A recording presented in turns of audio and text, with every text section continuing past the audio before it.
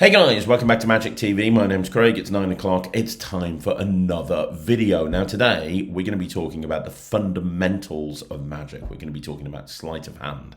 Now let's be honest, there are thousands of sleights out there. New ones being published all the time, but the truth is you don't have to learn every single sleight, and that's a problem. I did this when I first started in Magic. I learned sleight after sleight after sleight after sleight, and I didn't think about moves. It's that old Vernon quote, isn't it? If you know 1,000 forces and one revelation, you know one trick. If you know one force and 1,000 revelations, you know 1,000 tricks. Yeah, I've been to Magic conventions in the past where I've gone over to a table with a couple of magicians on them, and they're doing these most incredible sleights.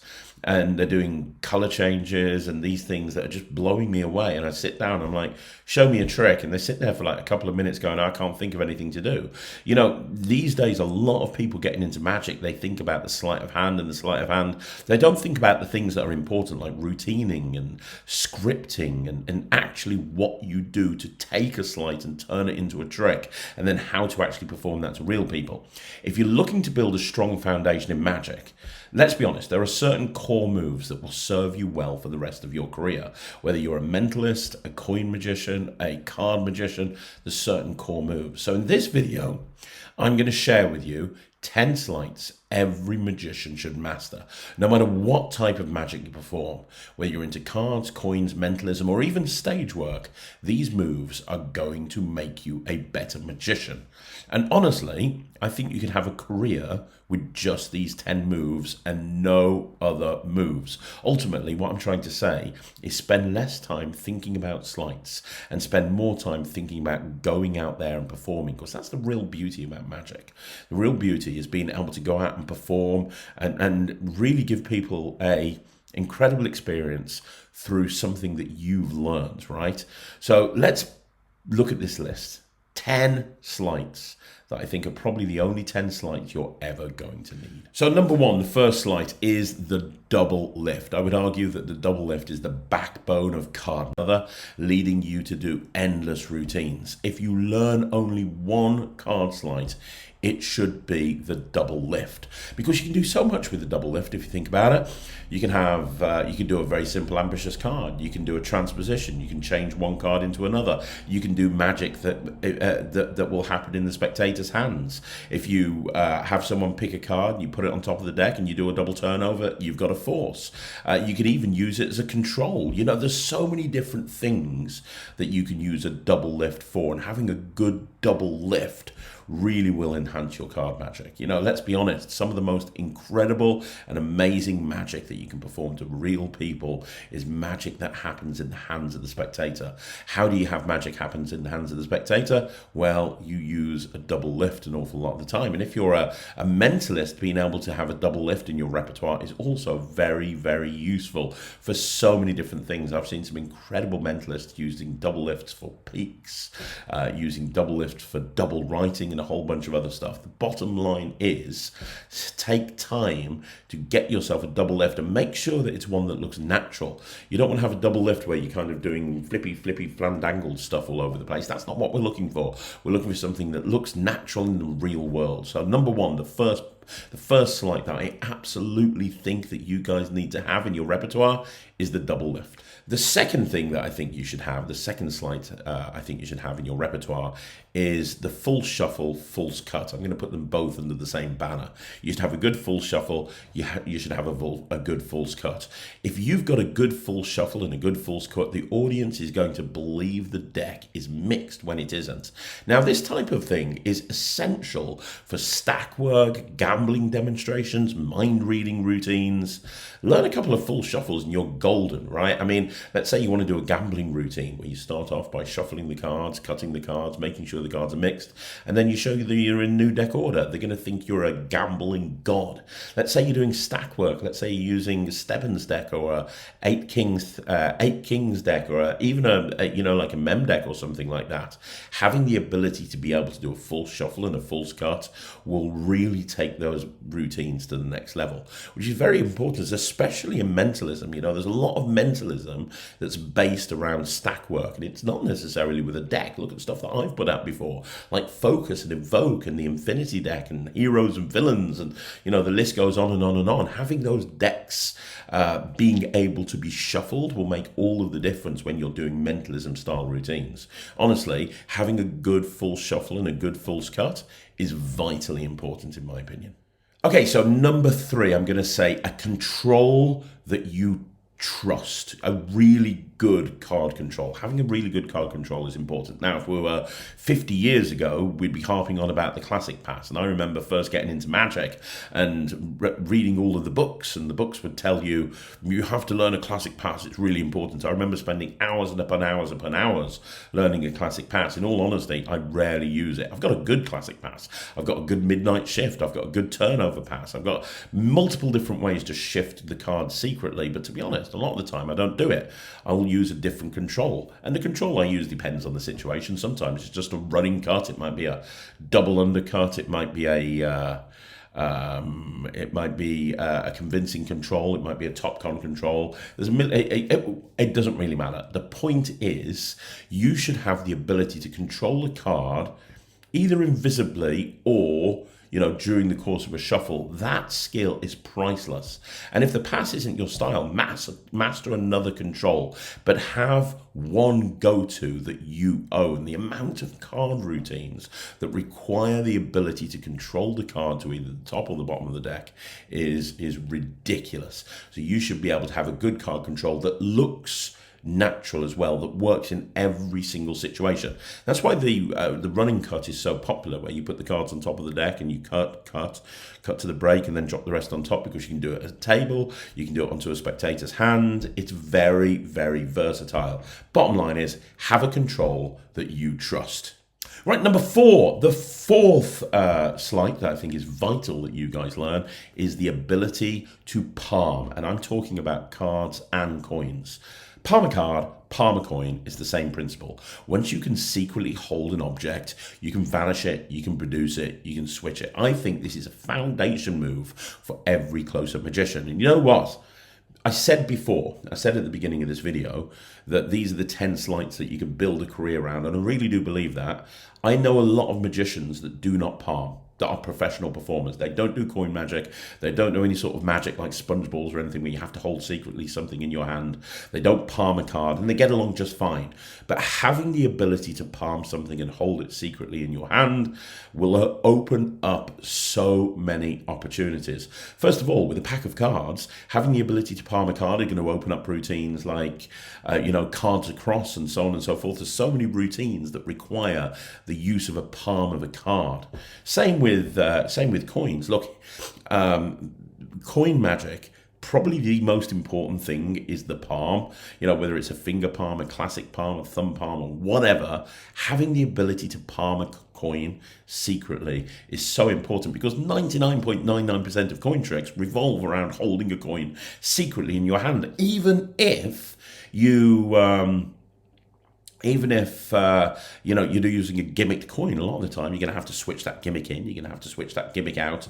Honestly, it is so important to be able to palm a coin and a card. Now the problem, and we talked about mentalism earlier on, having the ability to switch billets and palm billets in and out and so on and so forth. So important. It really is. Now, a lot of magicians have magician's guilt. Magician's guilt is basically they get scared when they're holding something secretly in their hand. They're worried that people are going to see it. The way to get over that magician's guilt is just to do it over and over again. I remember when I was first learning pickpocketing and I was learning how to steal a watch, and I went over to an expert and I was like, how do I learn how to steal a watch? And I showed them the technique I had, and he said, look, you've got the technique, you just have to get busted now. And I was like, what do you mean? He said, well, you just have to go and do it and get caught over and over again, because when you get caught, you're going to realize what you're doing wrong, and you're going to get better at it every single time, right? Am I saying that when you palm a coin or a card, you're never going to get caught? Absolutely not. But it's that process that is going to open this sleight up to you. And honestly, when you have the ability to hold something secretly in your hand, It's a foundational move. It's really going to help you improve as a close-up performer. So number 4 is the ability to palm. Right, number 5, I mentioned this briefly before when I talked about double lifts, but it's very important to have a force. Being able to make the spectator feel like they've had a free choice is a superpower. Learning a classic force and an always works backup is really important. Look, here's the thing, right? I think sometimes in this day and age, magicians they overlook how important a force is. I've been to lectures before where I've lectured to magicians and I've talked about forcing something, like forcing a card and revealing the forced card. And I'll have people turn around to me and go, yeah. It's just a force. And I think we overlook it because it's a very simple thing. But honestly, the ability to actually be able to force a card on a spectator is so important, because then you've opened yourself up to a million different opportunities when it comes to revelations. And also when it comes to mentalism, if you have the ability to force something very, very cleanly, well, then you have, one ahead principles that you can build that into. You've got billet style routines you can build that into, where you're layering a multi-layering mentalism routine on top of mentalism routine and using all these different things together. So I think having a force is really important. Now, the question is which force to use. Well, if we're talking about playing cards, the force I tend to go for, my go-to force, is the riffle force.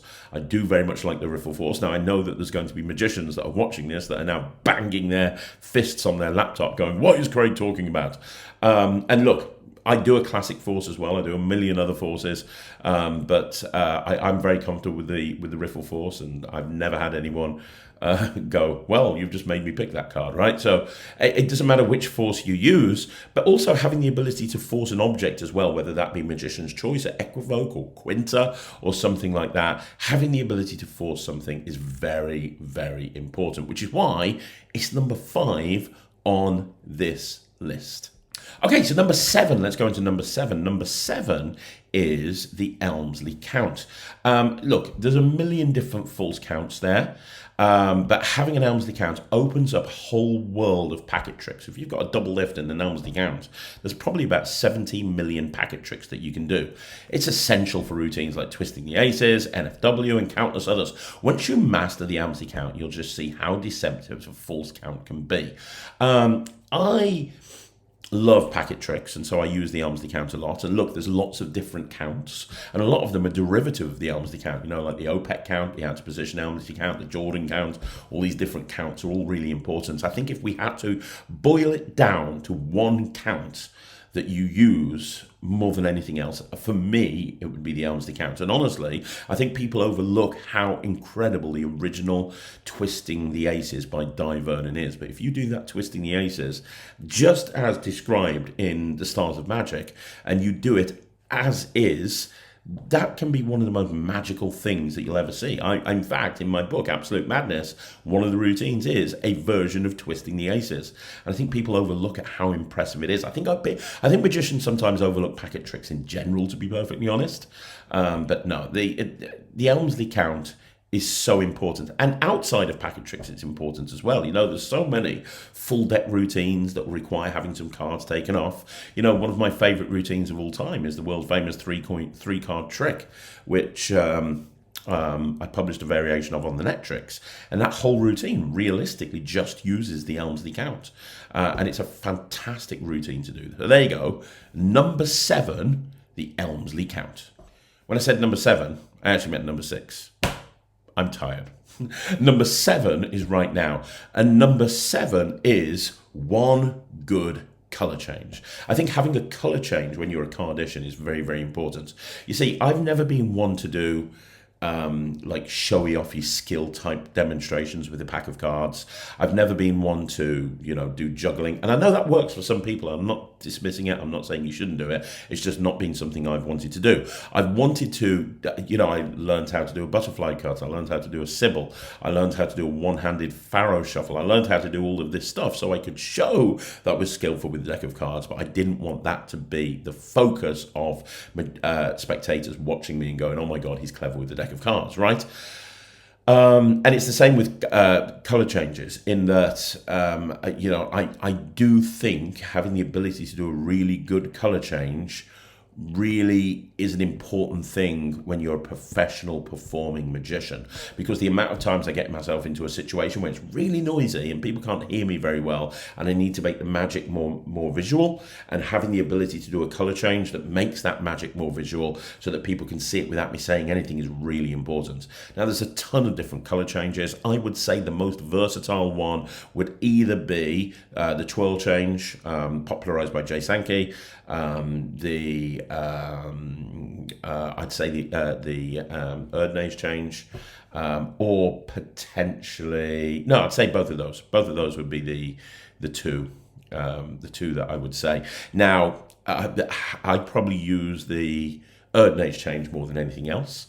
But when I talk about color changes, I'm also talking about coins, right? Because when you're a coin worker, having the ability to be able to change one coin into another in a visual way, like a spellbound change, for example, Vernon spellbound, or a thumb palm spellbound or something, that really opens up a whole new range of routines. If you can palm a coin, that's great. But if you can do a color change, well, now you can do wild coin routines. You can, that's what the David Roth wild coin routine is. It's just a series of visual color changes.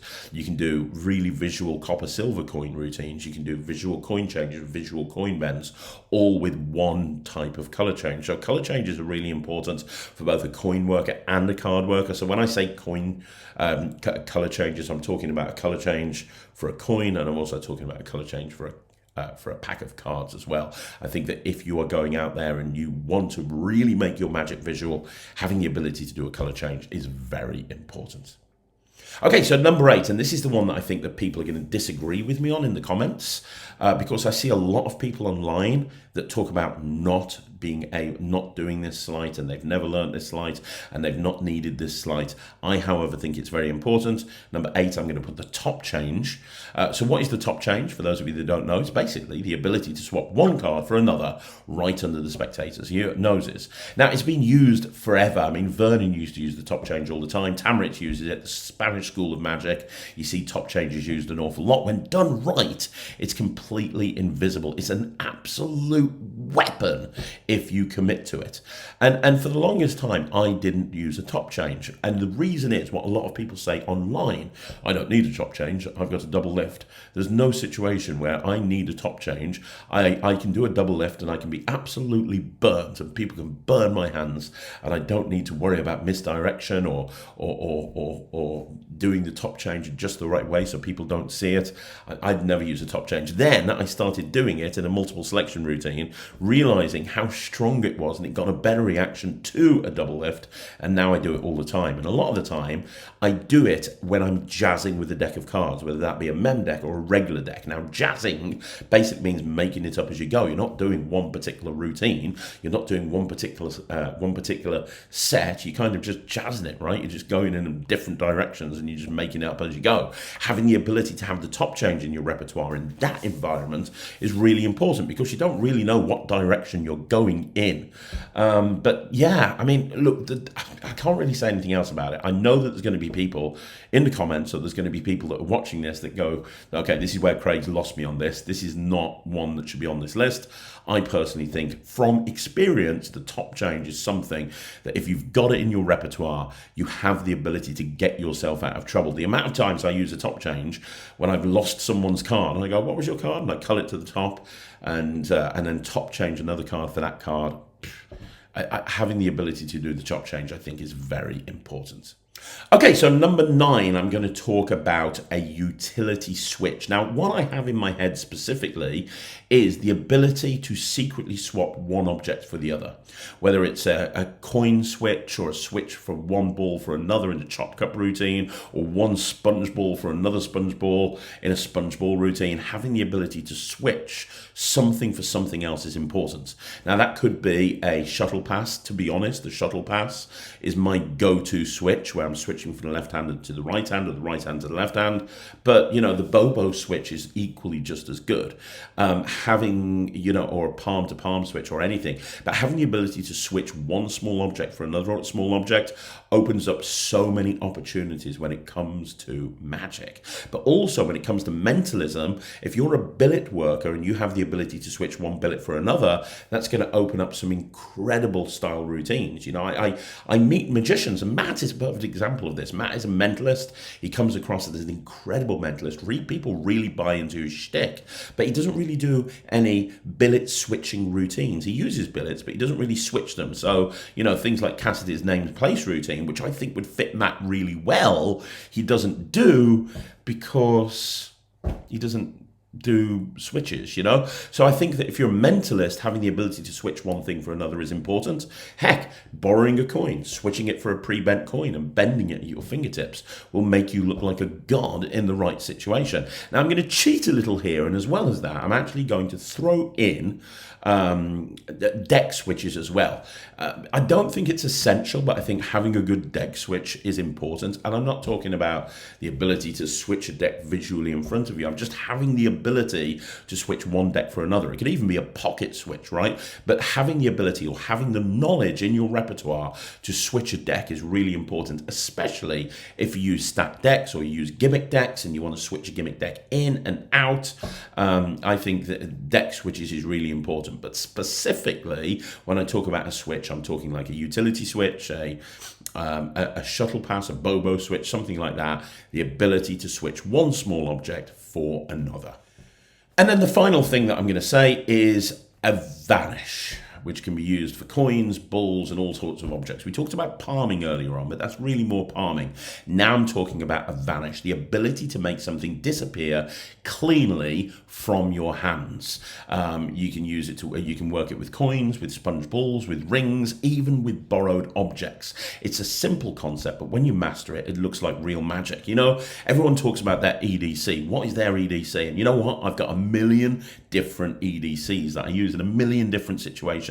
But one of my favorite EDCs of all time ever is just taking a coin, doing a flurry, making it appear, making it disappear, making it appear, making it disappear, doing like a coin under salt shaker style routine, a la Goshman, doing like a coin onto the back of their hand or a coin on their shoulder. And all of these things that I'm talking about all revolve around one thing, which is a vanish, putting something over here and having it over here. You open yourself up to a world of coin magic, having the ability to vanish something. But you also open yourself up to a world of chop cups, ring and strings, ring and rope, ring and wand, even torn and restored cards, having the ability to take a packet of cards and making them vanish, and maybe they appear in the deck or something. I don't know. It's having the ability to vanish an object is great. And you know what? To a kid, that's real magic. If you're at a gig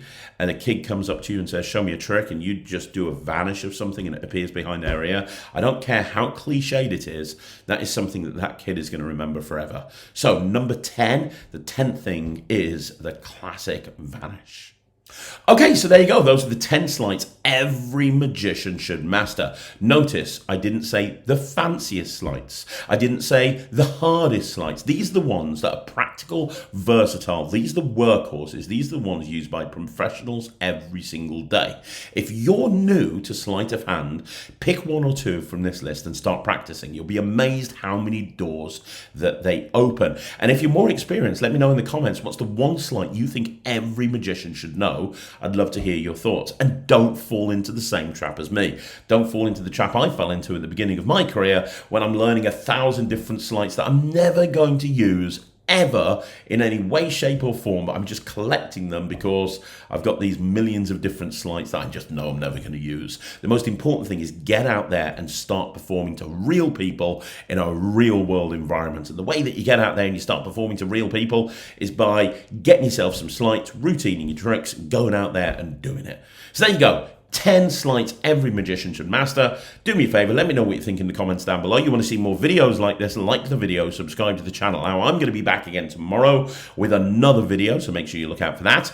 And if you haven't already done so, please join the Netrix. It's my online streaming platform for magicians. You can get access to it immediately. Outside of that, I'll see you again soon. My name is Craig, and this is Magic TV.